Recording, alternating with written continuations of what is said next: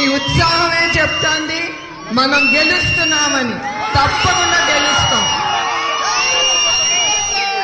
అది తథ్యం. అది యువకులు ముందుల యువకులు మీరందరూ ముందుకొచ్చి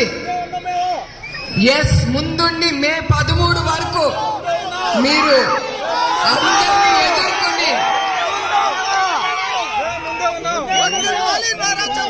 మీరందరూ ఎదుర్కొని అందరినీ తీసుకెళ్ళి ఓటేయించేది బాధ్యత మీది. మీ అందరికీ తెలుసు ఈ ప్రభుత్వం గురించి. అందుకే నేను మళ్ళీ చెప్తున్నాను, యువకులు మీరు ముందుకొచ్చి తప్పకుండా మన ప్రభుత్వం మీ చేతిలో ఉంది, యావత్ ఆంధ్రప్రదేశ్ కూడా యువకుల చేతిలో ఉంది. మీ ఉద్యోగాల కోసం, మీ భవిష్యత్తు కోసం ప్రజలందరినీ ముందుకు తీసుకెళ్లాల్సింది యువకులు. అదే నేను కోరుకుంటున్నాను. మే 13న మన యుద్ధం ఎదుర్కోబోతున్నాం. ఆ యుద్ధానికి మన యువకులే ముందుకు తీసుకెళ్ళాలి. దానికి మీ ఓటు అనేది అవసరం.